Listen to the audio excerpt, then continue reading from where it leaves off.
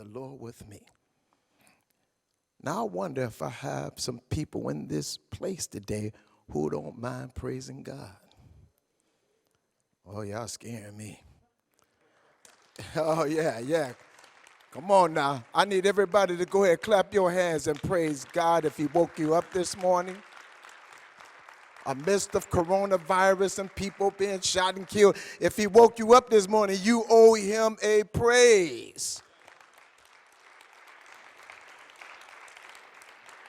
I give honor to the Lord Jesus Christ, who is the head of my life, Bishop H.D. Davenport IV, the pastor of Solomon's Temple. Well, thank you.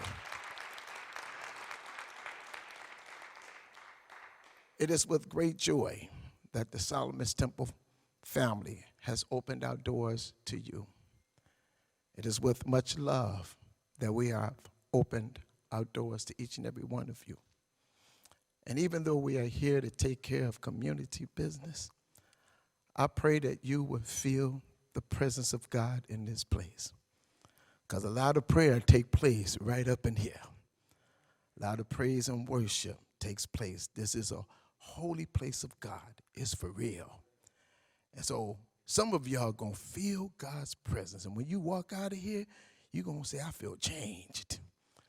And it's going to be because you stepped into Solomon's Temple. I want to share my exuberance for having you all here today, because about 4 years ago, I prayed that God will elevate Solomon's Temple to the point where we will become the church in the heart of the community, and the community in this heart. And when I received a call that the mayor wanted to come to our humble abode, I said, yes, tell him to come right on in. And so it is with great honor and privilege that I introduce to some and present to others the mayor of the great city. I thought I'd get some amens there. The great city. Some of y'all think I'm going to say Chicago. Some of y'all think I'm going to say New York or Nashville. Nashville is great, though.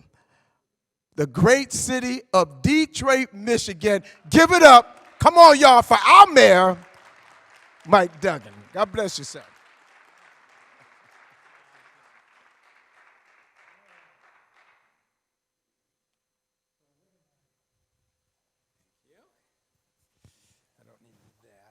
Well, welcome, and Bishop Davenport, thank you so much. The only thing that would be better is I can't wait to come back when the congregation is here, and we can have the kind of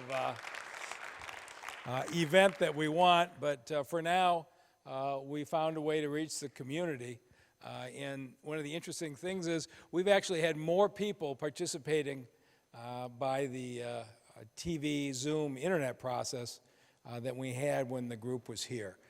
The way that we are doing these is each week we're starting off with a presentation from one of the talented leaders in city government, give you a chance to get to know them better, and tell you about one of our programs in depth. And this week we're going to talk about the Community Health Corps, which Deputy Mayor Conrad Mallett and our head of economic development, Nicole Sherrard-Freeman, started together. And Nicole is going to be here today to show you how that works. But here's the background. About 2 years ago, when COVID hit, the governor came forward with funding and said, we want to make sure that anybody who is in any jeopardy of having their water cut off, there is money to pay for it. We don't want anybody's water shut off. And in Detroit, we went door to door in every house. And we have a program which anybody who has lower income, there is assistance, but you have to sign up for the program. And we were under the belief that everybody who needed financial help had gotten it, because we don't turn anybody down. When we went out and knocked on the doors of the houses without water, we found 700 families who who didn't have water for lack of ability to pay. That wasn't anything like the numbers people throw around, but for 700 families, they were in a difficult situation. We asked, why hadn't you signed up? Their answer was, we didn't know. They're not watching events like this. They're not going on the city website. They're not watching TV press conferences. They have so many things going on in their lives that knowing how to reach out and get help was something they didn't know how to do. And that told us something, that if we're going to reach the people in the most dire poverty in the city, there's only one way to do it. We got to go door to door and talk to them and sit in their kitchen. And that caused us to start the Community Health Corps, because the same people who didn't know about the water support, they didn't know about bridge cards. They were driving up to the church to get a box of food every month because they didn't know how to apply for the bridge cards. They didn't know about eviction prevention assistance. There were a whole range of things. And so we said, what if we set up a team who actually went into these homes, sat down and talked about all the conditions in life, and said, city government is here to help you. We're going to care about you. We're going to see you through. And when I first proposed it was pretty controversial, and it's okay that we have debates and stuff, but city council, there was strong opposition. This only passed 5-4. A number of our council people didn't think the city should be in the business of going into homes and dealing with poverty in this way, but we pushed it through. And after the success we had, I think everyone is in great support. And I think you'll be very impressed today, because with the American Rescue Plan and President Biden, we're going to dramatically expand this. So please welcome the leader of the Community Health Corps, Nicole Sherrard-Freeman.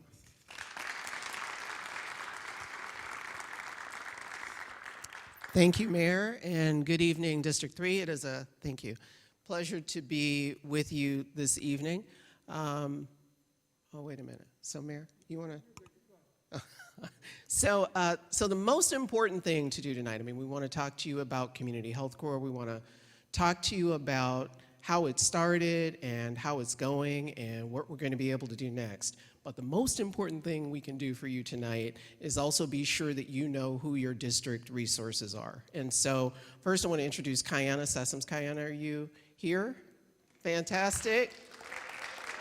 Everybody knows Kiana. Everybody knows and loves Kiana Sessoms. And then I want to talk to you about the neighborhood police officers for the 5th precinct. So do we have NPO Ron Turner here? All right. Do we have Karen Maxey or Willie Souls? Do we have NPOs here? We do, right back there. Great. So thank you. Thank you for your service, gentlemen. And if there, I can't see well enough to know if there's a lady in the bunch, so my apologies, but thank you for all that you're doing for District 3. And I'm sorry. And we also want to talk to you about District 7 NPOs. District 7 NPOs? 7th precinct? All right. We've got our 9th precinct neighborhood police officers, our 11th precinct neighborhood police officers. That's the bunch. There we go. There we go. So thank you very much for your service. We hope that when you come to the mic tonight to tell your stories, or for those of you who are dialing in, when you tell your stories, we hope that if you've had good experiences with Kiana Sessoms or anybody else who supports the district, if you've had good experiences with your NPOs, we want you to tell your neighbors about it, because that's how, as the mayor said, that's how we're sure that people know the services that are available to them and they can take advantage of. Like, we got to spread it person to person. We got to talk about it around the living room sofa. We got to talk about it around the kitchen table. We got to talk about it in our if we're having them again, our backyard barbecues. We got to talk about the services that are available in Detroit, because there are so many people we could be helping and so many people who don't know what's available. So I am standing in tonight actually for Deputy Mayor Conrad Mallett. He planned to be here. He's really disappointed that he couldn't be, but I want to talk to you a little bit about 3 things. First, I want to remind you, as the mayor said, about how we got started. I want to talk with you about how it's going. So I want to talk about real results from the program. And I want to talk with you, along with the team, about what we can do with American Rescue Plan Act funding. So we call that, around Detroit, we call that ARPA funding for short. We want to talk with you about what we're going to be able to do with ARPA funding that Council has already approved to expand the services. And then our Department of Neighborhoods team will talk to you about how you get referred into the program as we start to build it out. And then, as always, the mayor is going to take your questions, and we're going to stay here until your questions are answered. So I am joined today by Che Peterson, who is the new Executive Director of Community Health Corps. So some of you may recall that Sheila Clay, who was longtime president of Neighborhood Services Organization, came to us from out of retirement, right? So the mayor is one of the few people who can talk people out of retirement, coming back into not just a new job, but a brand new job, standing up one of the biggest initiatives that the city ever has. He talked her out of retirement. She came back to the city. She stood up Community Health Corps. And once she and the team got it off the ground, she went back into retirement, or so she says. So we are very happy to have Che on board as our new executive director. I'm also joined by Greg Anderson, who is our Deputy Director of Administration, and David Bowser, who is Deputy Director of Programs. We wouldn't have been able to stand this program up without Avery Peoples, who is the right hand to anybody doing anything with this program, and Terry Weems, who is in the back row there, who's our fiduciary and fiscal agent. So enough about all that stuff. What you really want to know is how this works. So let's start with a couple of really hard facts about where we are and how we got here and how Community Health Corps is changing this. So first, and you may recall, so Deputy Mayor Mallett talked about this in December of 2020, shortly after Council approved using CARES Act funding to, as the mayor had directed, stand this program up. So we're very pleased to have been able to use CARES funding to get this off the ground. We're delighted to have the support of philanthropic partners to keep it going, and we are really excited about what ARPA funding will allow us to do. But the cold hard facts are this. So 36.4% of Detroit residents are disconnected in a way that makes them really hard to, as the mayor said, not just understand public assistance resources, but makes it really hard for them to get through the day-to-day of their life and connect with the resources that it's going to take to change the trajectory of their lives. We've got 33% of Detroiters who don't own a car. And here's the thing. So in Metro Detroit, in a one-hour drive anywhere around Metro Detroit, you can get to about 2 million jobs, 2 million jobs. A one-hour transit trip, you can get to about 65,000 jobs. Now, you only need one job, right? But the point is, not having reliable transportation, not having a car cuts you off from so much opportunity. We've got 40% of Detroiters who don't have access to the internet, although anybody who tuned in last week heard Josh Edmonds talk about closing the digital divide and the plan to close the digital divide and increase internet capabilities across the city, so you know that 40% is going to drop with ARPA funding. And we've got roughly 47% is the last report that we have of folks who need to boost just some basic skills so they're able to connect with resources. And so, as the mayor said, that led him to charge us with, what are we going to do about it? Like, the stats are hard. Like, those are hard numbers to look at. The question becomes, how can we turn the system upside down? How can we connect Detroiters in a way that we never have? How do we get people connected to the resources they need to improve financial stability and get on the track to the goals they've set for their life, right? Like, this is the thing that's different about Community Health Corps.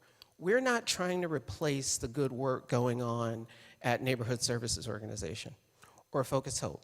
And clearly, we can't replace any of the good resources that our state agencies and partners bring to us, right? Like Health and Human Services and the Department of Labor, the Department of Education and the work that they do around adult basic education. We're not trying to replace Focus Hope. We can't replace Matrix Human Services or DWIN that provides behavioral health services. The point of Community Health Corps isn't to replace any of those resources.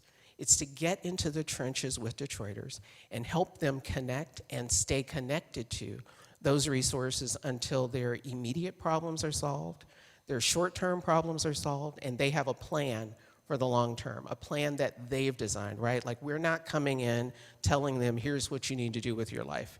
Here's the training program you need. Here's the job you should apply for. We're helping them understand what resources are available, but it's their plan, right? Ashley and the team works with residents on their plan. You figure out what you want to do. We'll give you the resources to help you work through that, but you figure out the plan and then we'll help you get there.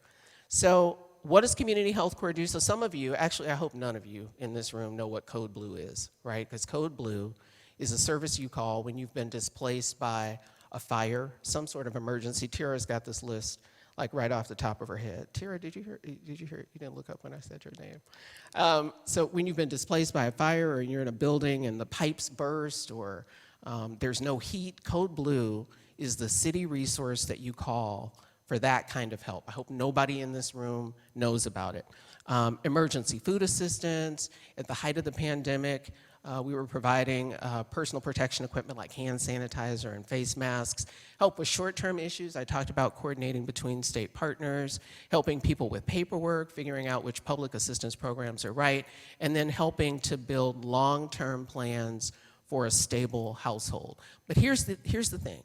We not only help you navigate all that, but help you set some financial stability goals, right? It's not just enough to get connected to those services. You got to figure out how to manage your finances, right? You need a household budget. You might need financial literacy classes. Like, you need all the wraparound support to make one of those services work together like five. So I want to give you 3 examples quickly of what Community Health Corps has done, what the team has done, to help change the lives of Detroiters and what we'll be able to do more of with ARPA funding. The first is Mr. G. So I don't know if you can see the picture at the top, but Mr. G was living in a land bank home, right? So no visible lights, he had a kerosene heater, no water, no sink, no heat. Like conditions you just can't live in. No transportation, taking care of a teenage son by himself. So how did we help? What did Community Health Corps do? So when we learned of Mr. G's circumstance, there were a couple things that we did right away. Number one, we got him in a hotel, right? Had to get him out of that house. It wasn't safe. Helped him find an apartment and paid his first month's rent and his security deposit. Paid for Lyft rides so he could get to work. Because in the end, right, like Mr. G wanted to take care of himself. That's what people want. People just need a hand up for a minute and some help connecting to resources for a minute because they want to manage their own lives, right? They don't want the state or the city or anybody else telling them how to run their household, but they need help. That's what Community Health Corps does. And so what's he doing now? He is actively enrolling in Skills for Life, which is the city's program to ensure that Detroiters have a way to connect with opportunity at the city, working in the General Services Department with my partner Brad Dick, who I don't see but might be here somewhere tonight. So they work 5 days a week. 3 days a week, they're actually doing things like removing commercial blight, activating alley corridors, learning to use like the large equipment that you need to like pick up sofas and the other debris that accumulates in alleys. And 2 days a week, they're working on a credential. They're working on completing their high school diploma or finishing their GED, or they're working on a commercial driver's license, getting the skills that they're gonna need to connect to a full-time middle-class job. Now, this is not Skills for Life night, so I'm not gonna talk about that program anymore, but what we're excited about is that Mr. G, when he got on his feet, just needed to know about the opportunity that was available. He's in the middle of enrolling. He was a perfect candidate. Miss P, a similarly sad story. No job, car needed some repairs, had a pipe problem that stemmed from a demo in the house next to her that was years old. She and her daughter got COVID, so how did we help? We worked with Gary Brown's team to get the pipe fixed and get her water back on. We ensured that she had enough water to get her through until the repairs were made. We paid her DTE bill. We paid for her to get her car repaired so she could get back on her feet as a Lyft driver. She is back on her feet. We have closed her case because she is confident that she can manage her financial situation now. We are keeping in touch. She can always come back, but Miss P is back on her feet. And then lastly, Miss B was a really sad situation. Homeless, 6 family members living in a hotel room, a couple of them disabled, daughter had lupus, one of her daughters died. We helped her, she and her daughters find a home, paid their first month's rent. We were sure she had furniture, got her food and water, and just, we were sure that she was on her feet because she signed a lease. That's her and a couple members of her family in the lower right there, signed a lease for her new home. She's back on her feet. She has steady income, like she's able to make her life work. That's what Community Health Corps is, and we've done that in 1,488 households, which translates roughly into nearly 4,000 Detroiters all over the city of Detroit. That's the kind of in-the-trenches help that we've got to provide to our neighbors to help them create the lives they want for themselves, and quite frankly, keep rebuilding Detroit and Michigan's labor force so that we can keep attracting employers, so that employers have people to employ. Like, it's a cycle through which we will rebuild the city. So what can we do? How much more can we do with 15 million? That's more than 900 families and more than 11,000 residents, and we were really conservative with these numbers. We think it's gonna be more like 14,000 residents who are ultimately served with that $15 million providing the kinds of support that I've described. We're not doing it alone. We've got more than 120 partners across the city, and we're always looking to expand the number of organizations we work with. Again, our purpose is not to replace Thaw or Gleaners or any of the other partners that you see here, but to get in the trenches and help Detroiters work through the bureaucracy that we create for ourselves. And then finally, this little guy has the best story. It was a video. I would play that for you if it were live, but I just thought we should end with the gratitude of the families and the kids that we've been able to assist with City Council's support, the last council and this council too. So we're looking forward to, oh, it did play, but that's not gonna go well over video. So I will end there. Thank you, Mayor, and I'm gonna turn it back to you.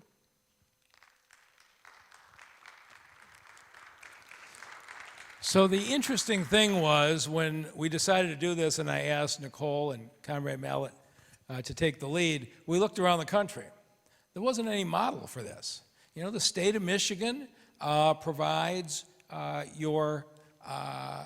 most of your social services, your bridge card and the like. The county does your mental health services. The city helps with the housing. But actually pulling everything together and making it understandable to help people break that cycle of intergenerational poverty, we're still learning as we go. But we've got, what, 80 people now? How many people are working on this program? For Community Health Corps? Yeah, about 60. 60 people who are every day on the phone with the people who need it. So that's the Community Health Corps. We're going to talk tonight about anything you want to talk about. Prioritize District 3. And so what we will do is, if you're here, you can use either of the microphones.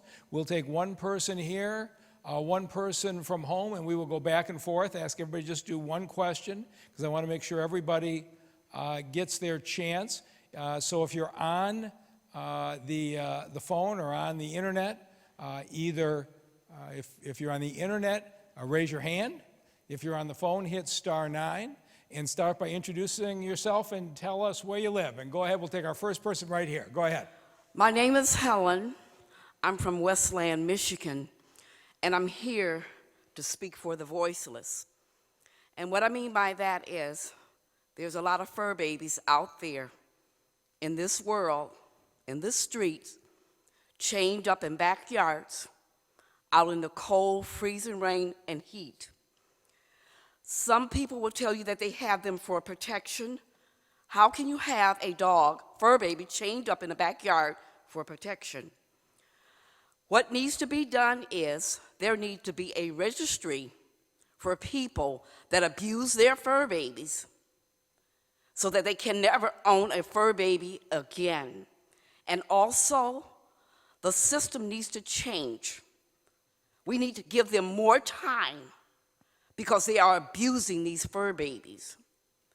Just 2 weeks ago, there was 3 huskies down by the old train station.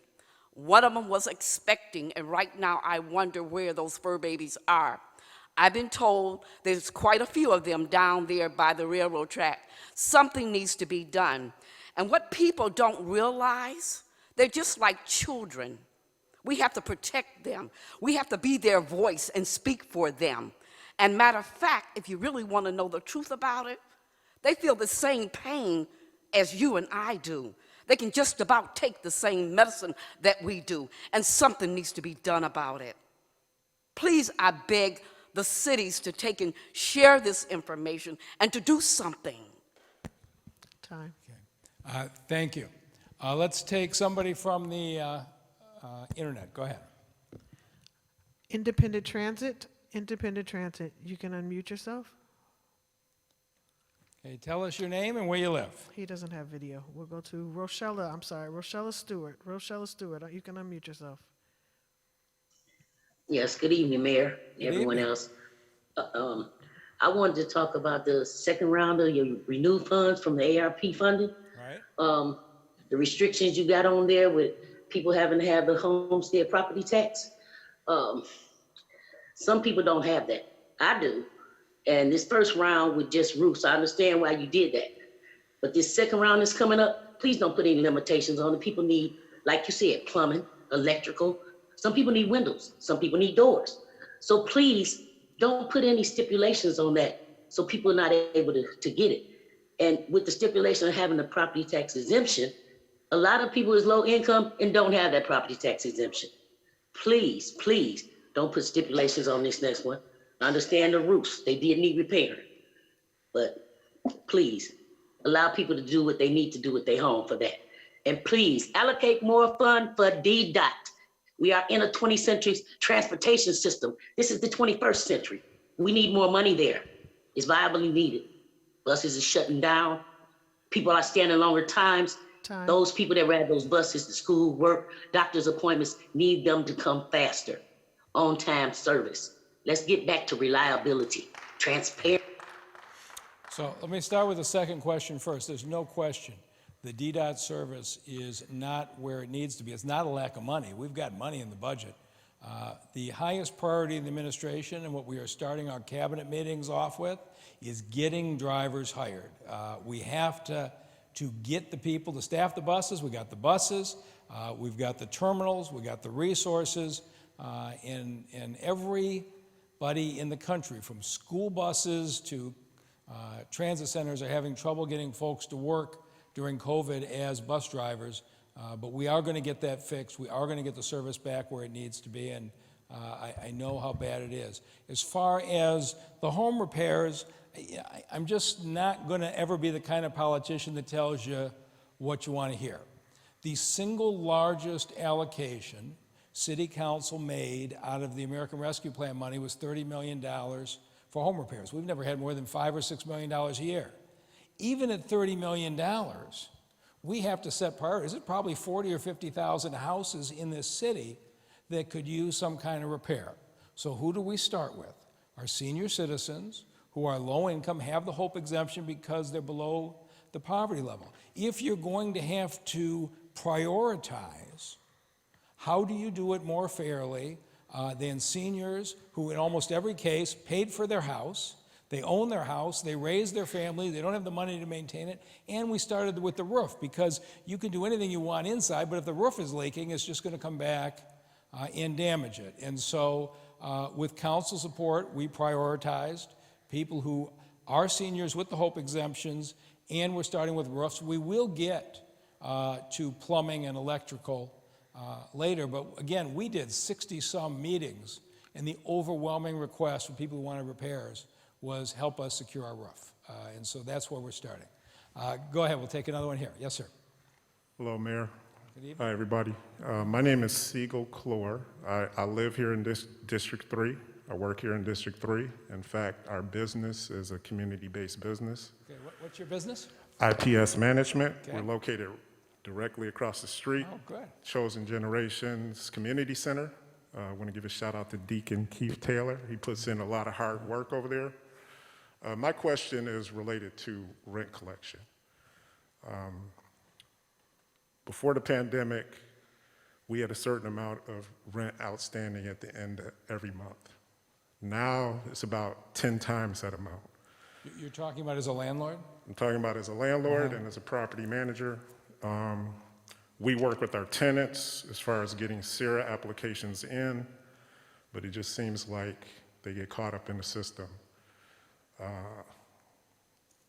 You know, we got the applications in, the court system is all backed up.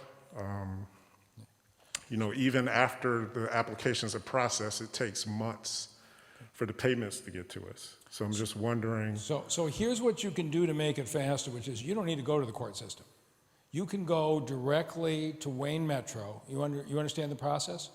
Oh, I definitely do. Okay, we probably, I mean, not to cut you off, Mayor, but we probably have about 15 cases with Maine Metro. We got 15 cases with UCHC. Yeah. And our rent collection is just like 10 times what it used to be. So I'm just wondering, is there anything that could be done to help speed up the process? Our business is being affected. Yeah. Tenants are being affected as well. So. We've put, what, $30–40 million, is Julie here? How much money have we put out the door to back rent? Over $100 million now. We've passed $100 million in checks out for back rent. And if you file a suit to evict your tenants, that'll go to UCHC, that'll go to court. It's going to be a slower process, no question about it. If you go to Wayne Metro, we'll get there faster. I'll be glad to have us look at yours, but we've got $100 million in checks out the door. So right. Some people are getting it. Don't get me wrong, we've gotten some payments, we've gotten some rent paid, but it's just a very slow process. I would like to tell you that dealing with the federal government, who checks every dollar that's spent with lots of documentation, that's appropriate, I'd like to tell you there's no bureaucracy. The reality was, if it weren't for that $100 million in federal money, we wouldn't have any money to help you. But if you've got some ideas on speeding things up, that'd be great. And then I'll ask you the other question that makes your life easier. Are your places all registered under the rental ordinance? Not all of them. Okay, so you get more money back, you know, if you've Right, got yeah, your I understand certificate of that part of it too. Okay, and we're going to roll out something that you're going to like, I think, as well. But one of our plans is going to be to have some rental assistance for landlords to make repairs as well. So we know that we have landlords in this town in 2011, 2012, 2013 who bought houses when everybody else was leaving in massive numbers, and now have to make repairs on a number of them, and I want to find ways to help. So, Julie, would you go back with this gentleman, and let's talk through and make sure there's nothing about his cases that are being held up in the process. All right? All right, But thank thank you. you. We're going to keep working at it, so I appreciate the question. All right, somebody who's on the internet, go ahead. Caller, last 3 digits of your phone number of 454. You can unmute yourself.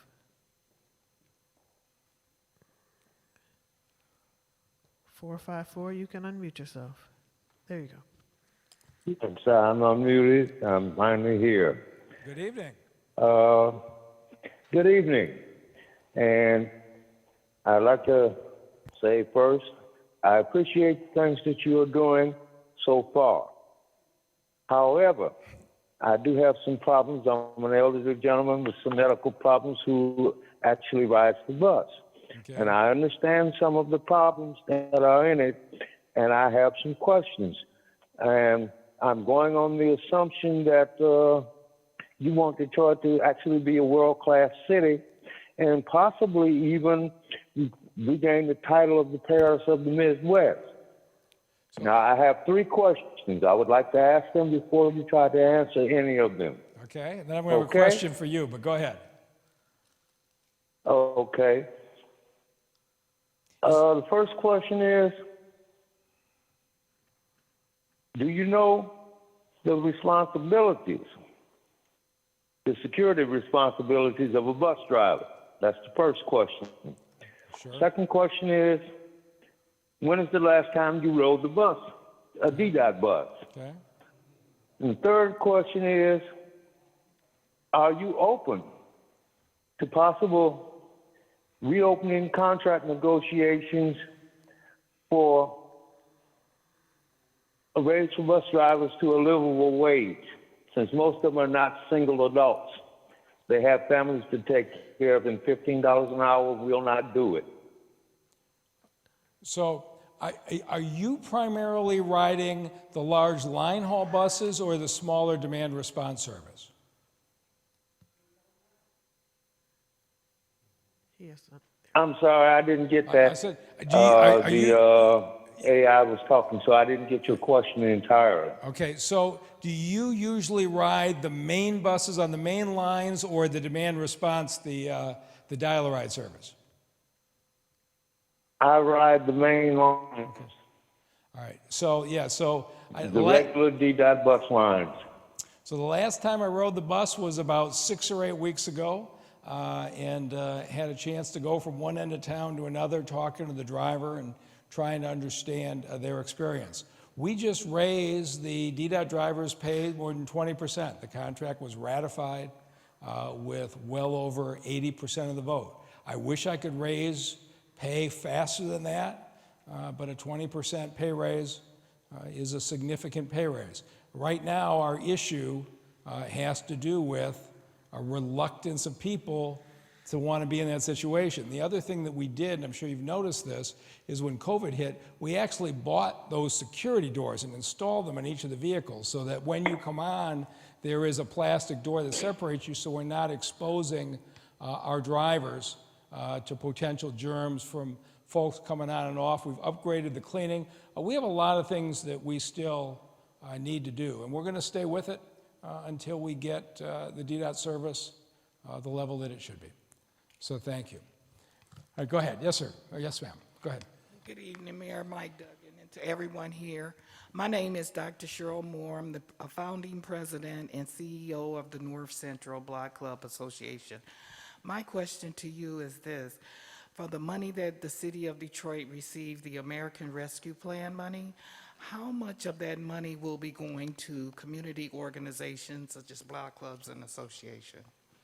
It's in several different buckets, but I would say probably the most important one are going to be the neighborhood grants. Ray, how much is in that? You don't know how much is in the pot that you're passing out? Okay. Well, in any event, there's several $1 million in a group that we're calling neighborhood grants. Ray Solomon's in charge, and while he may be mathematically challenged, he's otherwise very good. And here's what we are doing. We are going to take vacant land. We've sold 20,000 side lots to the people next door, but we still own about another 60,000 vacant lots. We aren't just going to sell those lots to speculators who come in from the outside. We're going to sell those lots to groups that the neighborhood association approves for their own vision. Start a garden, put in a parklet and the like, and there's going to be grants for those neighborhood groups so that you can improve those lots to the vision of your neighborhood. And Ray, do you know when we're going to start the grant process? Okay, so May, your district manager, so Kayana will tell you, but in May, we're going to start that grant process, so when you take those lots from us, you have some money to do something with. Does that sound like something that would interest you? Yes, it does. Okay, good, thank you. All right, somebody on the internet, go ahead. Broderick Wilkes. Broderick Wilkes, you can unmute yourself. Hello, can you hear me? Loud and clear, good evening. Awesome. Good evening, Mayor.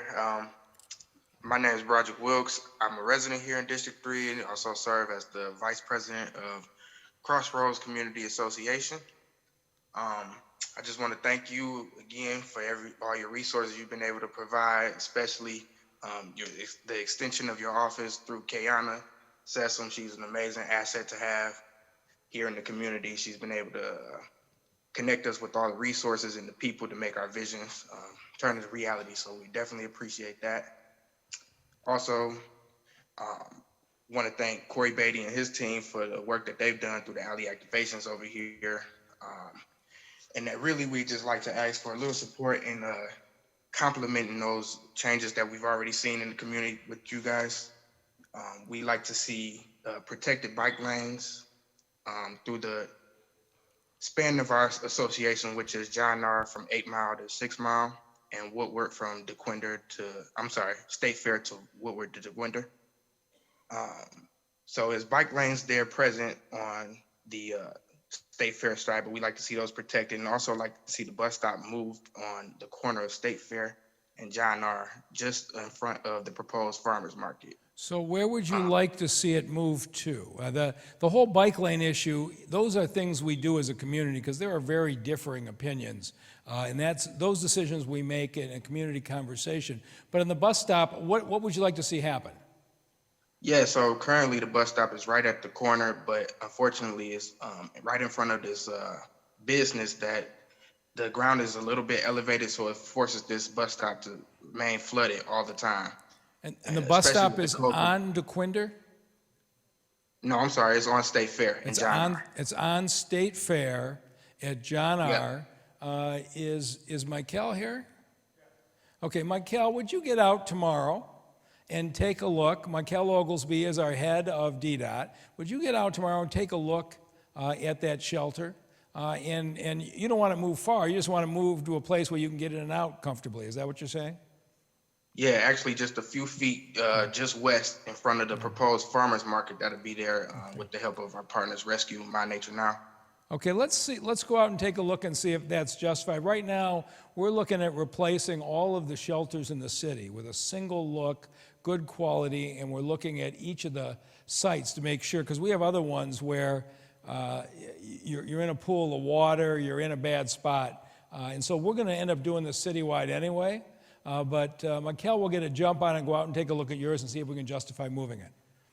All right? Awesome, I appreciate it. Thank you very much for the call. All right, Mr. Welks, please Go ahead. accept the invitation to the breakout room. Good evening. Excuse my cane chair. So I want to talk about the bus service. For years, I've been coming to these meetings, DDOT meetings, etc. I invite you at home to go to DDOT on Facebook and join the meeting. It's tomorrow.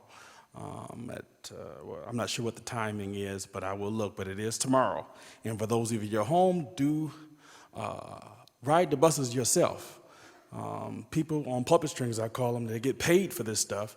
I mean, they have a job to uphold, a job to keep, and it's horrible. The bus service is horrible, but see it for yourself. In regards to last year when the bus drivers died, they knew they were going to leave. It should have been retention bonuses to maintain the drivers and proactive to get new drivers, $2,000, $3,000. They could quit and go to unemployment. The bus shelters, they're smashing them out. They're made out of glass. They need to be made out of plexiglass.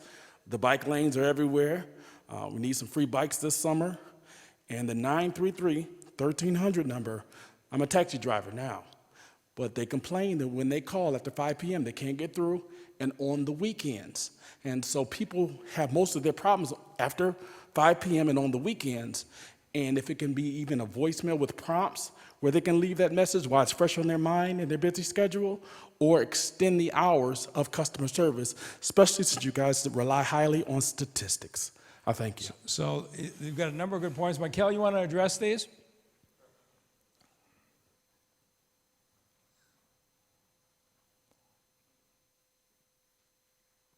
How are you doing? Michael Oglesby, Executive Director of Transit. You raised some very good points, and it's a pleasure to meet you. I didn't get all of them, so I may have to come back to you. I see you at meetings all the time. How are you doing, sir? Very good. How are you? Good to see We'll your talk face. later. I'm excited. Okay, great. So good. So we've So had. start with the last question. He's saying that the customer service number is not answered after 5 o'clock at night, and there's no way to get complaints in. Do we have a way of dealing with that? Yes, I'm going to have to take a look at that as far as putting something electronic on. Unfortunately, our customer service goes until 6 o'clock. Our goal, we're putting it in the budget, is to get more customer service reps to represent us 24 hours. I know we've talked about it. It's been an issue since I've been here. I'm going to push to get that to happen. So we're going to take care of that. One of the problems that we have, and I know you probably know this already, is quite some time ago we were supposed to have some type of automated system, and it didn't work. That was years ago. So we're in the process of upgrading that. So that's a straight fact. So I'm going to take a look at the customer service issue. So I had not heard that there was no way to leave a message after 6. But we've solved it in pretty much every place else. We'll figure out how to solve it at DDOT. We are going to redo all the shelters in the city and really do a first-class job there. They're tearing up the glass. I I'm know. a taxi driver. I know. I see it. Yes, I see it. we've been replacing those as they happen. As the mayor said, we're looking at other options. The goal is to replace the shelters and replace them with something that's less destructible and non-destructible. So we're on it. So everything you are saying, I agree with 100%. And I was really proud of the fact when Vice President Biden got us those 100 buses, we started the Connect 10, we upgraded the service, we did Wi-Fi, we did a lot of things right. Right now, we're not doing things right at DDOT, but we're going to get it fixed, and I'm going to be on it. All right? Thank you, sir. Okay. Okay, somebody on the internet. Larissa Cabella, you can unmute yourself.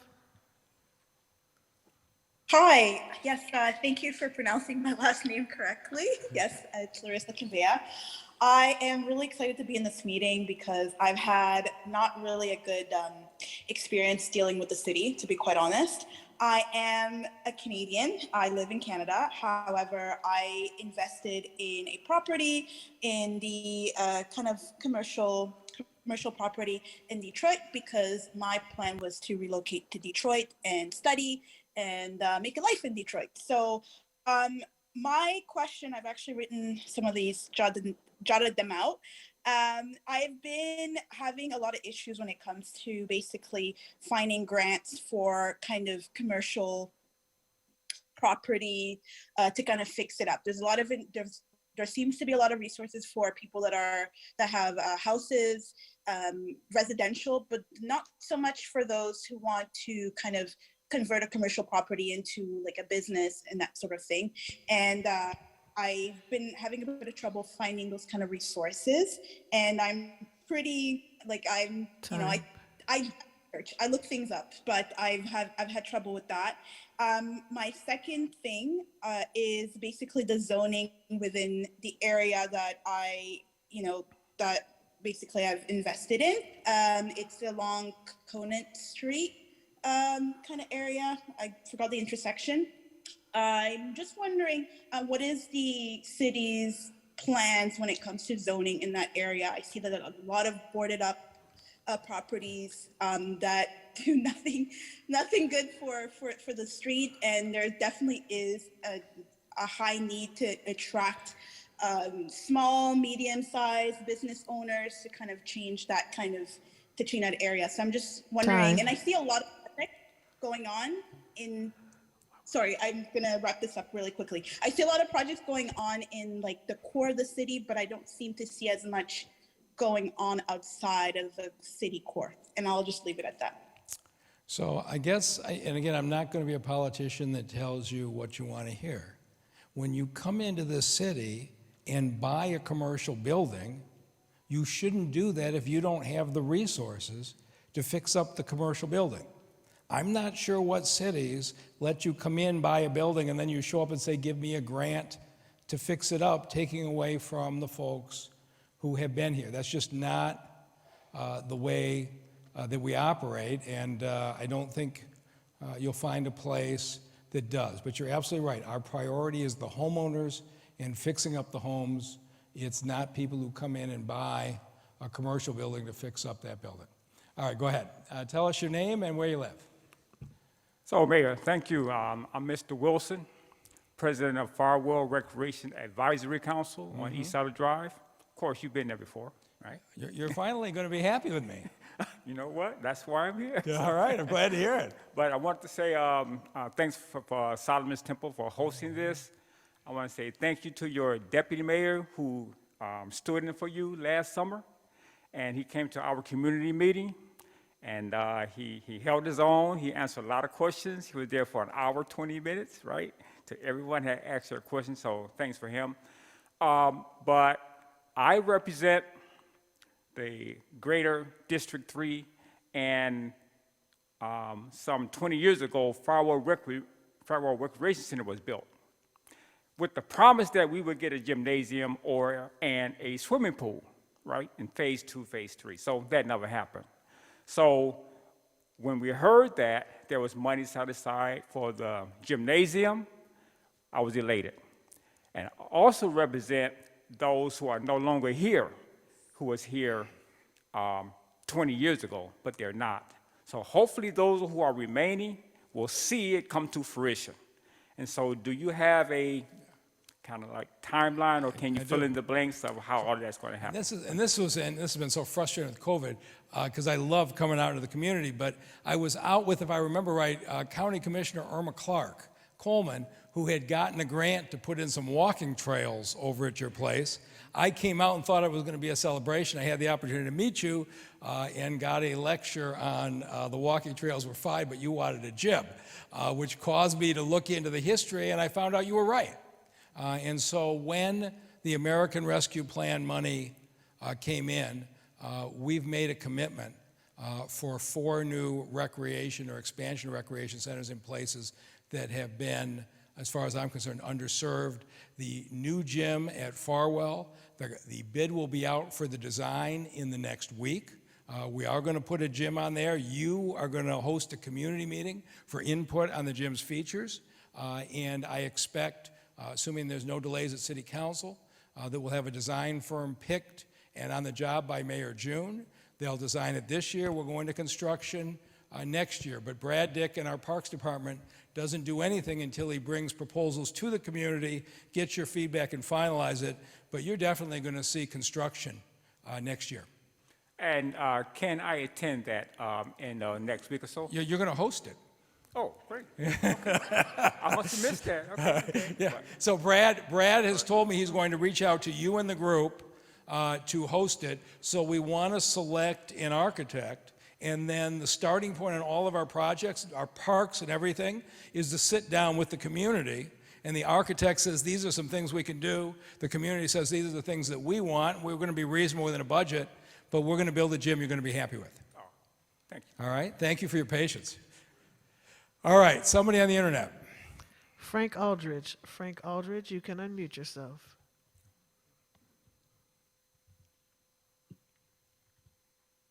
Mr. Aldridge, are you with us?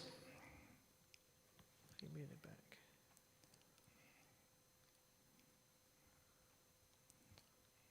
Mr. Aldridge, you can unmute yourself. Can you hear me now? We can. Okay, I'm sorry. No problem. I said Broderick kind of took the words out of my mouth a little bit earlier when he complimented Kayana Sessoms. She has been remarkably resourceful and attentive to a lot of the current concerns and issues and needs of my constituents and others in District 3. So I really want to compliment her for that. But the one thing that I was interested in trying to find out is how are things coming along with the work that was authorized under Proposal N. I know, I think COVID may have had an impact on some of the work that was scheduled and anticipated to get done with regards to the demolition of homes and the restoration of homes. Don't know for certain, but I was just wondering if you can kind of comment in terms of how that's progressing. Our demolition director, LaJuan Counts, is doing an absolutely amazing job. And we did take a while to get started after we had a delay in council putting it on the ballot so we could do it. But now, even in the middle of winter, they're taking down 50 houses a week. They'll be up to 100 a week when the weather warms in April or May. You can go on our website and you can see all of the houses that are out for bid and where it stands. But the other thing that we're doing is we are rolling through and securing houses that can be saved, because it is just important to us to save every house we can as it is to take down the one that can't be saved. And you'll see more and more of like that bulletproof plastic or covering the doors and the windows and cleaning these houses out. And you can see all of the information on the website, but this is something where you hear about city bureaucracy. Literally every 2 weeks, we are awarding bids to companies that have been overwhelmingly Detroiters winning it to both secure the houses or demolish the houses. City Council has been vetting them and approving them without delay. And I'm going to say we will probably knock down more houses this year than any year in our history, the way LaJuan is running that program. And we're also going to save more this year. So it's going well, and check the website and see when we're getting to your neighborhood. Thank you. That's great news. All right. thank you. Go ahead. I think, are we this side? Go ahead. Good evening. Good to see you. Good to see you. I'm Cynthia Stewart, and I'm from the Livonia Bramlett Corporation, which is a nonprofit over in the 7 Mile Gratiot area. I'm here about my neighborhood. We have a few small businesses there that have been there for 20-plus years. In particularly, there's a shop on the corner of 7 Mile and Shaner. It's A&S Auto. They've been having some trouble with inspections. They've complied to everything that they said, but some of the things that they were doing there, as far as fixing cars, they've been there for 23 years. They helped the neighborhood, the people. They stayed through the break-ins. They stayed through the threats. But now these people they don't speak very good English. So I'm here on their behalf to ask you if someone could come over and see them and help them continue in our neighborhood, because they're not able to, half of their business is gone now because of what the inspector told them when he came out. They were there for 24 years. They've been operating, and they've been in compliance for 24 years. But this year, there's a problem. And they want to have someone that they can speak with and, someone to come out and see them. They're not very good on the internet. They're not very good on the phone because their English is bad. But these are good people. They help our neighborhood. People who don't have money to pay to get their cars fixed all at once, they take it and do it on credit. And that's very rare in this time. So I'm going to get you an answer in a second, but I want to be clear on this, is that we are very aggressively enforcing the law on scrap yards, on auto storage yards, on repair yards. We've got yards that have got their cars out on sidewalks, down the street. Their place looks like hell. And so we've now got 14 inspectors that are holding people to the law.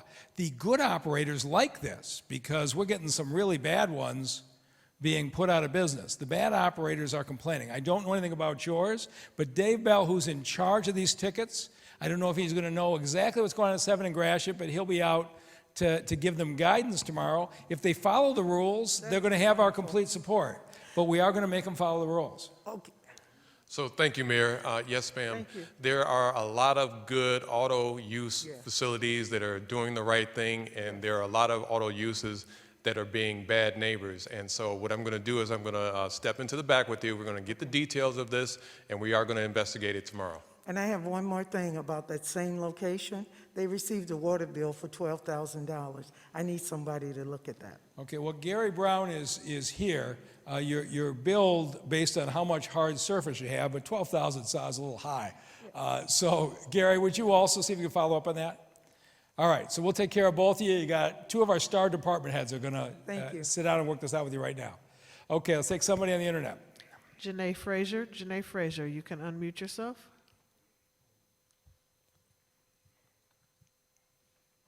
Good evening, everyone. Good evening. My name is Janae Frazier, and I am taking over the vice presidency with Keep It Clean Block Club from Thurman, Duggan. I am in partnership with Rescue My Nature Now. First, I want to thank Kiana for all of her support. She has provided a lot of resources over to us and helping us transform our green spaces.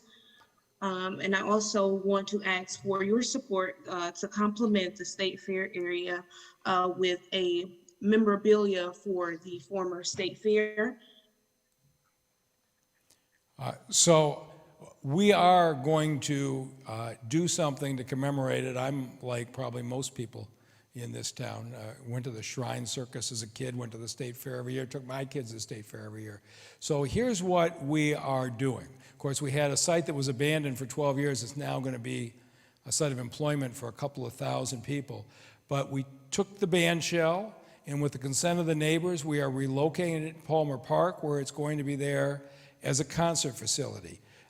The cattle barn is going to be converted to an indoor transit facility, so all the people that you see sitting out on State Fair and Woodward in the cold right now, in the freezing and in the rain, they're going to have a safe indoor facility to wait for the transfers. And we're going to take the facade of the Coliseum, And we are going to keep the facade and make it the anchor of a park so that anybody who goes by will see the facade of the old Coliseum, will see the old dairy barn, and we are open to other ideas to commemorate it because we want to both celebrate the history, but we've got a significant poverty issue in the city, and we're going to make sure we have good paying jobs for our residents. So we will be following up on that. Go ahead. Vanessa Peak, and I'm a resident in District 3. I want to begin by saying I will not dispute that many Detroiters voted to legalize marijuana. However, while many residents did vote for it, I don't think they voted to have a proliferation of marijuana businesses in close proximity to their home. Many neighborhoods in District 3 abut industrial, and we residents are unfairly bearing the burden of the proliferation of having to live in walking distance of marijuana dispensaries. They're literally everywhere in our community. In attending many meetings in the past with other community partners, I cannot recall one meeting I attended where we discussed about the master plan and residents' desire to have a saturation of marijuana dispensaries in District 3. District 3 is unfairly bearing the burden of the city with regards to the marijuana industry. We need your office to step up. We need a resolution to this problem. It is unfair that District 3 bears the burden of these marijuana dispensaries. And I must tell you, the block over from where I live is Mount Elliott, and I am faced with a proliferation of marijuana dispensaries. And I do understand people did vote for it, but however, it is a Control 1 substance. I can't control what people choose to do, but I can tell you this, we talk about poverty in the city of Detroit. There are many good paying jobs in the city of Detroit, and one of the requirements is that you cannot use marijuana. And I am asking you to look at District 3 and make it a special case and help us because it is unfair. And I would like you as our mayor to speak on what you think about what I'm saying about District 3, because we abut industrial, we're bearing this burden where other areas in the city are not faced with this problem based on their zoning. Okay, I don't know if I've been in a neighborhood in the city where somebody doesn't believe they have too many marijuana facilities. On the other hand, the bigger complaint I get is Detroit is a city that so far has not licensed recreational facilities. So at one point, we had, I think, well over 100 medical marijuana facilities. Now we're down to about 45. And I think City Council will find an appropriate way in the next couple of months to license recreational facilities. And regardless of my personal belief, the people of this city have voted overwhelmingly, repeatedly, for both medical and recreational marijuana. It's my responsibility as mayor to honor their wishes. What our ordinance says is you can't be within 1,000 feet of a church, of a school, of a liquor store. There are all kinds of restrictions that will keep the recreational facilities from being clustered. And so I haven't looked at a map of District 3 to see where the eligible sites will be, but it's a function of how many feet away you are from all of those other uses. And I don't know offhand, Kim, do we have more in District 3 than other places? Okay, I don't know the answer to that, but we're going to do it based upon 1,000 feet away from schools, parks, liquor stores, churches, et cetera, and wherever those locations fall will be where folks will locate. Okay, somebody on the internet. Russ, you can unmute yourself. Good evening, Mr. Mayor. Good evening. I'm calling in my capacity as Block Club president to represent a family that had a fire in their house on September 30th. They bagged up some of the debris, clothing, bedding, dresser, burned up furniture and stuff like that. It was all a mess, and they put it in some trash bags, put it out there, and a ticket was issued to the wrong party. And so in a very recent proceeding today, they discussed the possibility of going back and issuing a ticket to this family because they said it was on the berm, and the fact is that bulk pickup, GFL, as they periodically do, failed to do the pickup on this material. It did not cover much of the berm at all. Okay, But Russ, this family, let me just say this to you. I'm on your side, so let's put you into the side room and get the address. Dave Bell is going to call you in the morning, and if the story is as you said, that these people were already the subject of a tragedy and a fire, we're not going to compound it by making their life difficult. So Dave will reach out to you in the morning, and we'll get it cleared up. Russ, please accept your invitation to the breakout room. Okay? All right. Yes, sir. My name is Achar Pong. I live in Detroit. It's been thousands, tens of thousands of people in the street that have died because of this fraudulent tax assessment to black people in the city of Detroit. And we've asked you about it, and you, in so many words, said you washed your hands of it. We need to be, you know, that need to be made good. People that have in the street and have died because of fraudulent assessment taxes, that don't even make sense. So I mean, I want to know. I'm asking you, what are you going to do about it? Livonia Mike. So there's no factual basis for what you say. You answered the community when they came to you. You said there wasn't anything you could do about it. And I'm going to say this again, is there is no doubt when the economic collapse happened in this country in 2010, 2011, I don't believe the city of Detroit dropped the assessments as far as they should have. When I campaigned for mayor in 2013, I repeatedly criticized the administration for failing to reduce the assessments. You've been in office for over 10 years. I'm not going to argue with you. You're the chief. My very first county executive. month in office, I You've dropped. always been the chief of the county. County chief. I wasn't the county chief. I ran a medical center. My very first month in office, I dropped the assessments 20% across the city. January 2014, my very first month, I acted decisively. I went to Lansing and got payments spread out by changing the law. I got assistance in for people who were renters of landlords who were being foreclosed on to be able to buy the houses and stay in. And I've worked this every single day. And so I know that's not the answer that you want. But I want the truth. Okay, I just told I you want the the truth. truth. You just don't like it. Now, me alone, Okay. the city or the county, which you've been a part of it since I've never had Pimpin' Mac, anything to do with since county Pimpin' Mac, assessments. He That's the named county you the treasurer. pit bull. Okay. You was in charge of the Right. county, even doing Pimpin' Mac's Okay. reign. I was running the hospital system in 2010. Before 11. that, All right, I'm you sorry. was all in We're the going to go on to school our next system. one. Let's take somebody from the internet. Go ahead. Danielle H. If you could unmute yourself, Danielle H. Hello, how are you? Good. Tell us your name and where you live. I'm Danielle Hall, and I live in District 2, but I work in District 3.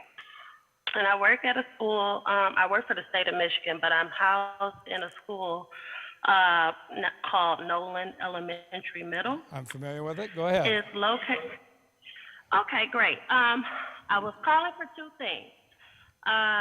Number one, I wanted to see if possibly we could get someone out to clean around this vacant building off of State Fair between Cameron and Hawthorne. It's a very big vacant building. Our kids have to walk by every week. People have illegally dumped through there, all around that whole little block. Not so much on Hawthorne, but definitely on Cameron. There's all types of debris and stuff. Is the building, is it boarded up? Yes, but people have been taking the boards down. Okay. And so I'm kind of fearful for the kids' safety All right, so if you'll give us the address when we take you offline, we will get out there tomorrow, make sure that it's secure and the area is clean. Who's here working for Brad? Okay, so you're going to take care of this tomorrow? All right, so we will be out tomorrow. We'll make sure the boards are secure and we will clean up the site. Danielle, please accept the invitation to the breakout room. Okay, I'm surprised Kim didn't raise that first. Go ahead. I think I need to be very brief. I just want to follow up on Ms. Peak's comments. I support the initiatives of the city to bring together a holistic program to support the poor.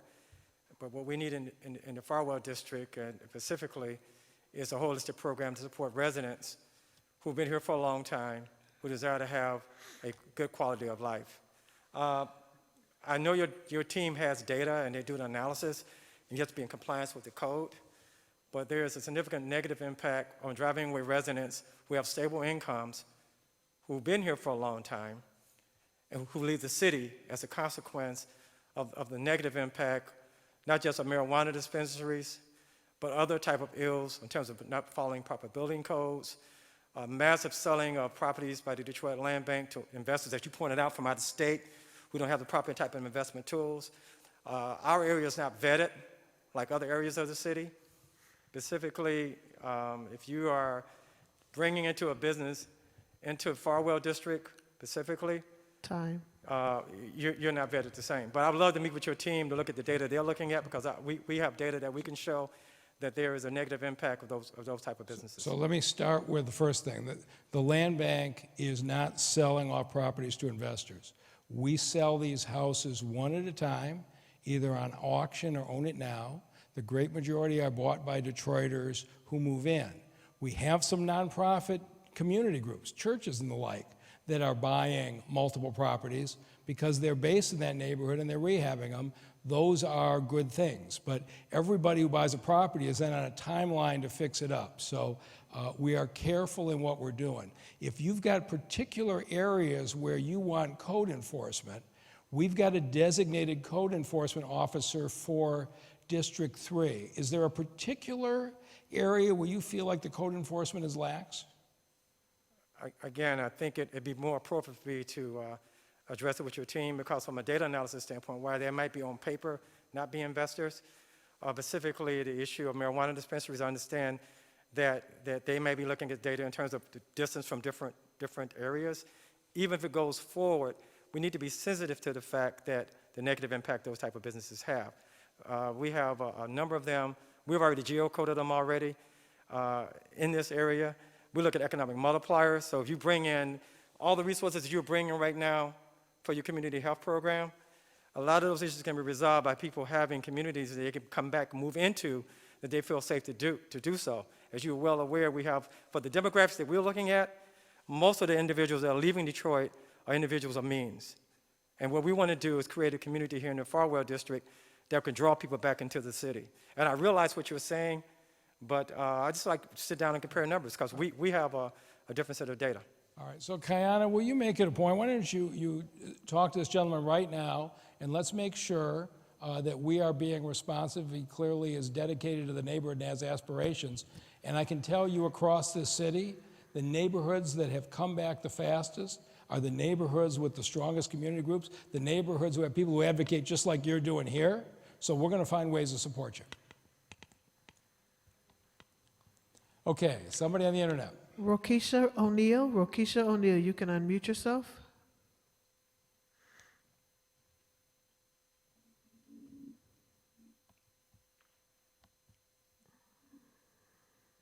Okay, we'll come back. Deborah, you can unmute yourself.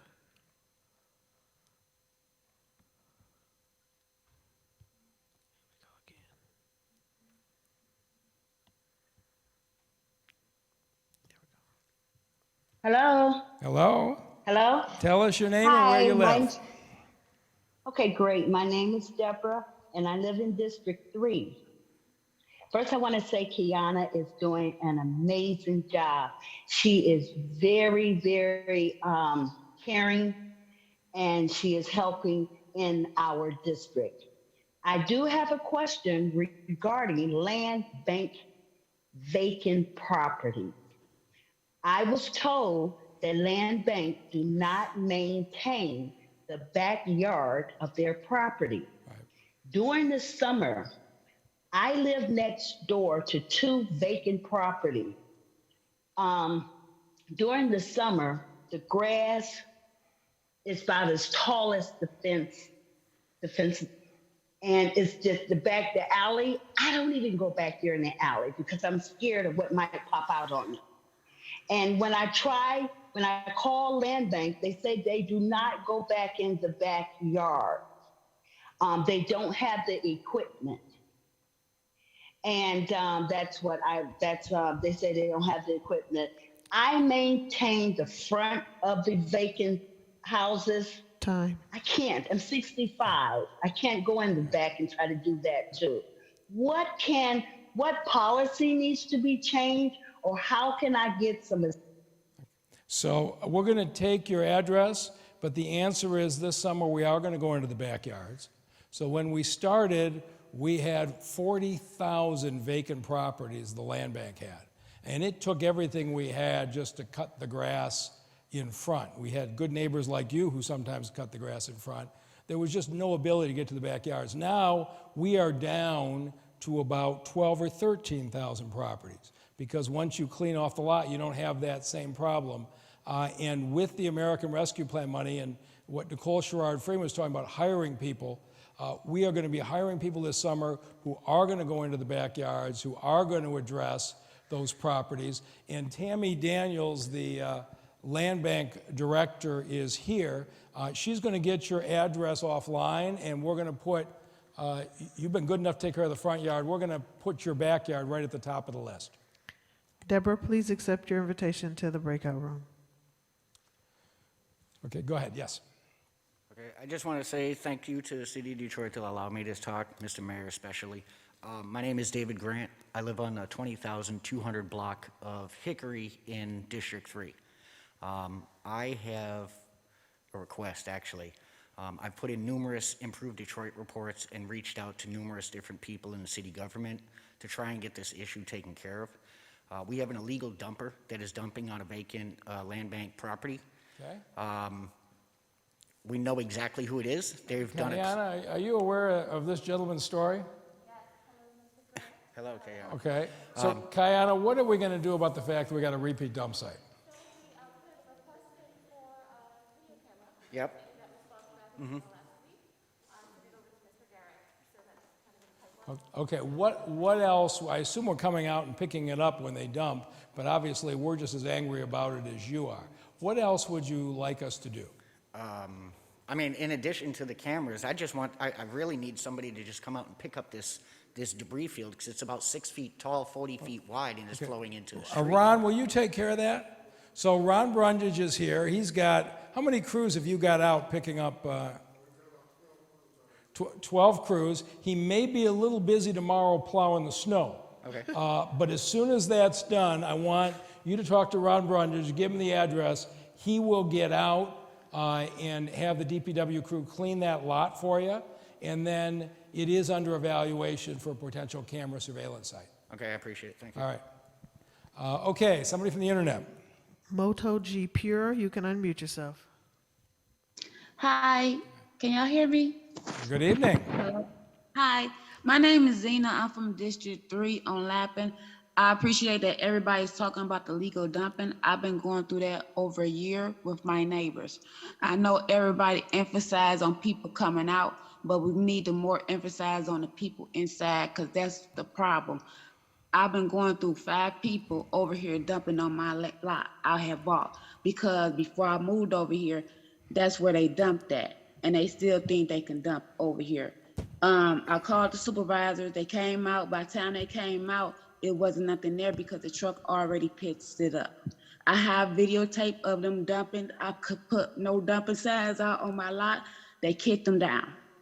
So I think it needs to be more enforced. Has your videotape got any license plate on it? No, they coming out their house. Oh, all right. So we need to get the Detroit Police Department engaged in dealt this. with them. So I did wait, that. hang on. Is it visible? Yes. Okay.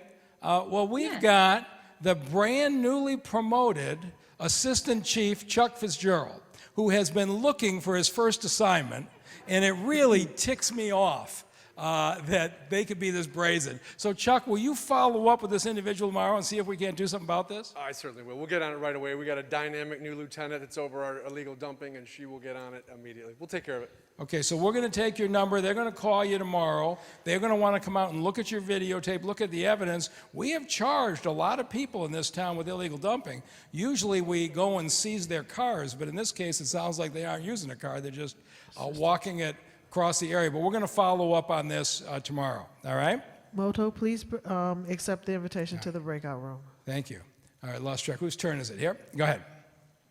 Good afternoon, my honorable mayor. How are you? I have several issues, and I'm sure my minutes will be overwhelmed. Okay. Okay, first of all, back in 2020, I think I contacted every department that there is, because there was a company, SMI Steel, who had bought a property, who did a illegal dig, which caused, after they dug a 17, 18-foot hole, or maybe even deeper, to tap into the sewer line. I called every department. Yes, we were on COVID, and it was taking a long time for somebody to hear me. What makes you think it's an illegal deed? Because after the investigation, we found out that, yes, they did dig illegally, How did they illegally deed it? because they tapped into the main sewer line without a permit. Okay, well, that's a different question about whether they tapped in without a permit, but okay. Okay, so it was without a permit, which caused all of the mud or dirt that they dug up filter back into my yard over halfway, which caused what they called legionnaire disease. So what street are you on? I'm on Edgeton. I'm between 6 Mile and East Davidson, between Sherwood and Van Dyke. And is the company operating out of that business now? That company started, it was SMI Steel, was supposed to be a steel company who was open, after they dug this hole, it was to open up a illegal grow house that was raided by the officers of the Okay. Detroit Police Department. Okay. After that, it did not stop. Now So they you changed think there's their, a problem with the tap of the sewer line? Well, they said it wasn't. Okay. But the problem was, because when they disturbed the alleyway, the right-of-way in the alley, it caused a problem. All of that dirt, mud, filtered back up into my yard. Okay, The dirt and mud went into your yard? in my yard, Okay. yes. Okay, because they messed up the right-of-way in the alley. Okay, so me and this SMI Steel and Mr. Kevin Roberts, they came out, supposedly they made them do it and tried to level it off. It is still not level. I can show you what it looks like today with that water on there. I have a picture on my phone. I've been to your office. I have talked to your designee, who I have left pictures with, who said that they would get back with me so that I could have someone to fix the alleyway. DPW, BC, DWSD, whose is this? Gary Brown is going to step up and deal with this. Go ahead, Gary. They say they only for Okay, once Gary Brown takes on something, it'll get taken care of. Go ahead. She knows me very well. Very well. When I ran the 11th precinct, she was a big supporter. Then, we need to, and I'm going to assign one of the lawyers that works on our staff to help you with a civil lawsuit against the company that has damaged your property. That's what you're complaining about. This business next door to you has caused damage to your Let's property. get out and see the site and see if we can't find a solution one time. So Gary, will you take responsibility for that? I'll take ownership of it. I got it. All right. Okay, so your former precinct commander's on your side still. Okay, and the next thing is, I live between Sherwood and Van Dyke. We have at least 8 to 10, whether they're legal or illegal, grow operations. Okay. What is the check and balance So- on, If you give the addresses to us offline, Dave Bell and the inspection team will go check them, and anybody who is operating illegally, we shut down. If they reopen, we arrest them. come on, Mr. Bell. All right. Okay. Okay, let's take somebody online. Go ahead. A-Win, you can unmute yourself. A-Wayne, you can unmute yourself.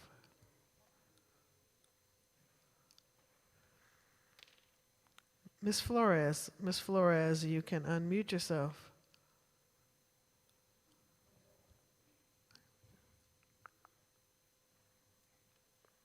Zenaida Flores?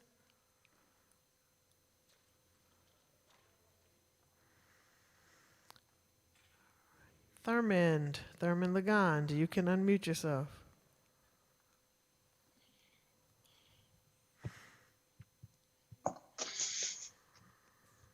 Thurman? Good evening.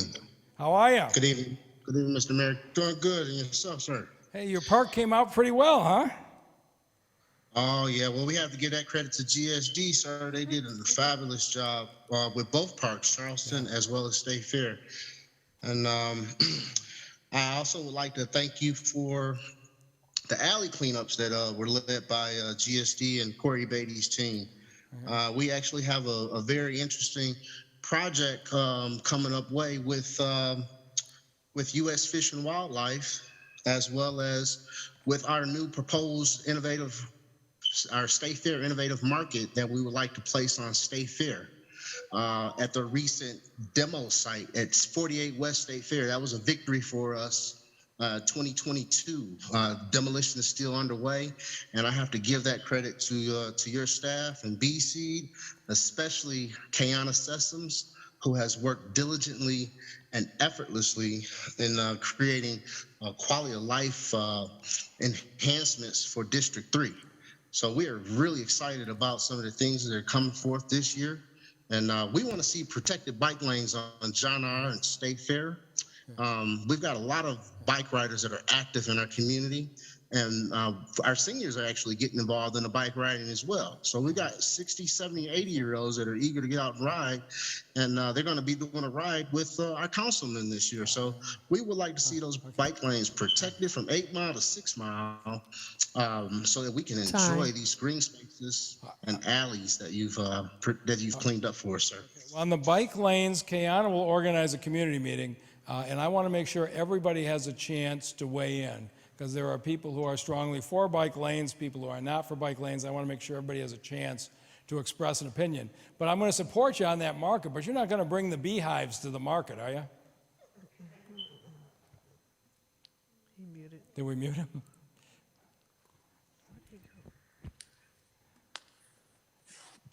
Thurman, you still there?